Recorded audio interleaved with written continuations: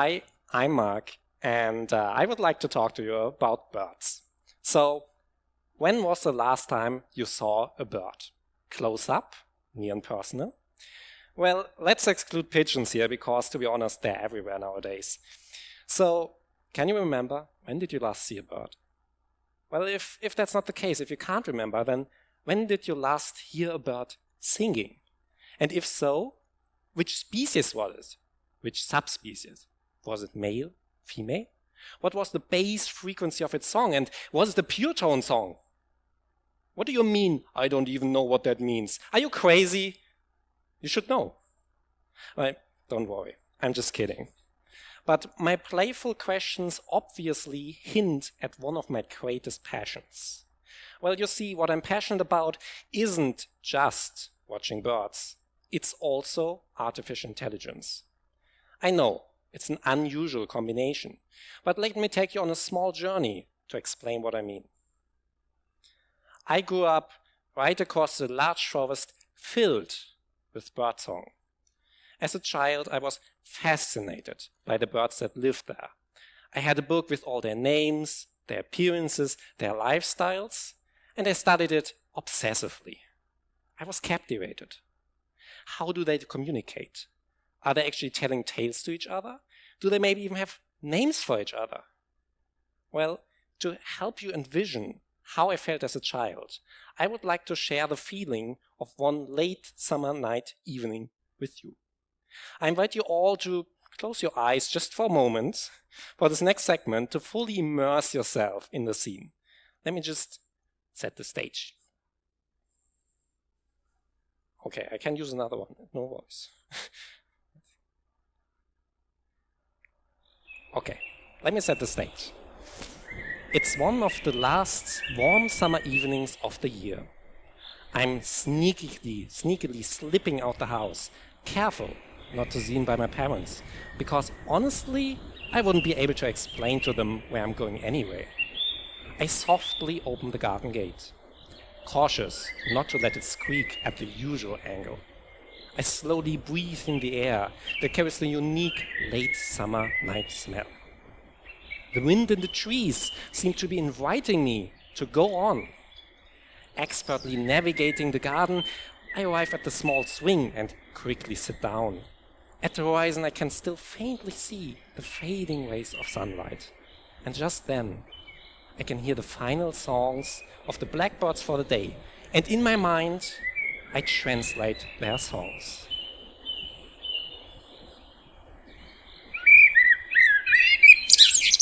The sun sinks low. Daylight starts to go. Enjoy the last rays of light, because autumn is already in sight. So now you can open your eyes again. And while there is actually research suggesting that certain bird species are able to communicate with a certain level of grammar, for example, being able to warn others about specific predators, it seems like most songs and calls serve a very basic purpose. Luckily, much about their songs still remains a mystery, so there's ample space for childhood imagination. But honestly, that sense of wonder faded as I grew older. While I was very fascinated by birds as a child, over time they became less important in my life. I started to get more and more immersed into computer science instead, and that came with staying indoors a lot. I still saw birds jumping around outside my window and I could hear them all the time, but I lost interest in them. I got used to seeing birds. And after some more time, I simply forgot about the wonders of nature and the role that it used to play in my life. It took me well over 10 years until I started rediscovering my passion for birds. And at that point, I already learned a great deal about life and also computer science. And that wasn't the only change. Remember the forest near my hometown the birds we just listened to? Well, in the span of that time, it has gotten quieter around my hometown. A lot of birds were gone, never to be seen again. Their calls had vanished from the skies, and their melodies were silenced. The deafening silence I felt at that moment was overwhelming. I guess this is the time for me to tell you that nearly half of the native bird species in Germany are currently considered to be threatened with extinction. And this fact really hurt. I felt helpless against it. Let me try to capture my feelings into words for you. It's the song of life, the beat of our souls, slipping, fading away, one by one, till stillness greets us all. And quietly we'll remain longing where birdsong once was. I started to ask myself, why is this happening? How could we even let this happen? What can we do to stop this? Well, you see, one of the big problems we are facing when dealing with the decline of bird populations is that we are slow in reacting to it. In order to stop this wave of extinction, we have to understand why it's happening, and we have to find suitable ways to help our birds. And here we encounter a major problem. It's really hard to gather accurate data on the number of birds per species. Even if you are not a bird watcher, you might have heard about big bird counting events hosted by NABU here in Germany. Tens of thousands of volunteers participate in these events to count the birds in their gardens to help us get a better overview of our bird populations, which will ultimately enable us to take better decisions to save them. But even this approach has its downsides. Rare birds are hard to recognize, and mostly nocturnal bird species, like owls, are rarely counted. I mean, who really counts birds at night? Also, all the volunteers are spread out over the whole of Germany, so we can only see an overall pretty general trend. And of course, there's also the problem that bird species can be pretty hard to identify in general. I don't know if you tried it before, but that's pretty tough. Because even though I'm passionate about birds, that does not mean I know all the different bird species there are. And honestly, I'm not great at recognizing all of them myself. But there is something I excel in that could help me out right here. It's computer science. So this is where artificial intelligence comes into play. The question I asked myself is simple. If a human expert is able to recognize bird species by their sounds alone, why couldn't artificial intelligence?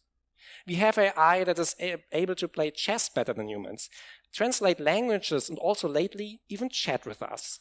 So my idea formed.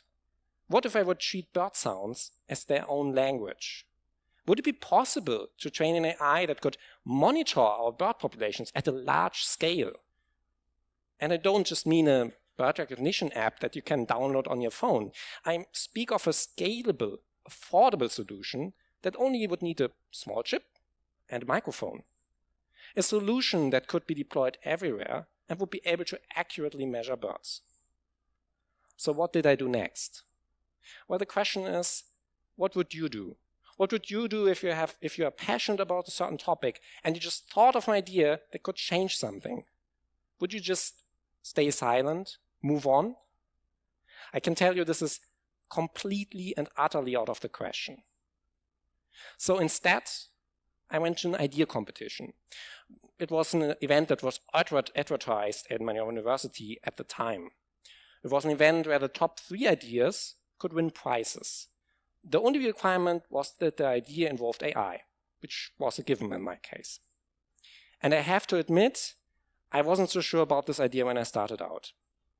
Registering for the idea competition was actually a split-second decision, something that I only decided 3 minutes before the kickoff of the first online workshop started. In fact, I already decided not to go there the day before. I thought, well, I'm not so sure about this idea and I already am busy enough, right? But there I was, for the first time, talking to someone about my idea, figuring out how to explain all of this. And I was really anxious. Would anybody care about my idea? Also, what exactly would I be doing? Is this idea even feasible? But to my surprise, people were quick to encourage me, pushing me to go with it. It was an exhilarating feeling. I can still vividly remember working on my final submission till 5 minutes before the deadline, and I can tell you from experience, it's a real nightmare. But a month later, I received an email saying that I got into the finals and will be pitching my idea at the day of the event. But then I realized, wait a second, that means I need to design a pitch, and I've never done something like that before. And let me tell you, I was so incredibly nervous. I think I was the most nervous in my life at that day. But I gave it my all nonetheless. And to my happy surprise, I won the 3rd prize. And it might not be the first nor the 2nd prize, but that wasn't important. What important is, this was the first step towards actually changing the world with my idea. Well, that was 1 year ago. In that time span, I won the 1st prize in another idea competition, slowly starting to understand that my idea is bigger than I originally thought. And then I got accepted into the funding, which secured me 6 months of financial support. And then everything just went faster and faster, and here we are now, me talking on a TEDx event. I was able to develop an AI that can recognize birds purely by their song, along with a device that you can put outdoors and leave running for weeks, collecting data along the way. Afterwards, the recorded audio data can be analyzed and bird species can be classified accurately. Actually, right now, while we are speaking, I'm training the AI on the cloud, further refining the accuracy of my model. And just between you and me, I was struggling a lot when I had to decide between preparing this speech or working on my AI. When you work on a project you are passionate about, it gets really hard to stop working on it. There's just not enough time, but too much work to do. So some might ask me now, well, how accurate is your AI? How many species can it recognize? Can I use it in my garden? And most importantly, how much would it cost me to buy such a device myself? To that I say, it's not clear yet. Everything I'm doing is still work in progress. The first prototypes are only tested this winter, meaning right now. Thanks to my cooperation partner as well as my funding provider, who are supporting me all the time. Without them, none of this would have been possible. Even now, I can't be sure that I will ever truly reach the goal I envision. But to tell you the truth, I don't really care right now if it will work or not. The risk will not deter me from trying to achieve what I know could make a huge impact. I work and fight to preserve the memories I have, the songs that echo in my heart, and the incredible joy I feel when watching birds. There's still a long way to go, and this is just the beginning. The next steps will be to validate my AI as well as finding new team members, because working on all these things alone is quite taxing. And I think we all know this, but I still have to say it. In the end, my solution will not solve the actual problem. It will not magically stop the climate change, bring back the birds, and turn back time. But luckily, I'm far from alone. My idea started small and without any confidence. So my final words for my talk will be, what about you? Don't you have some ideas as well?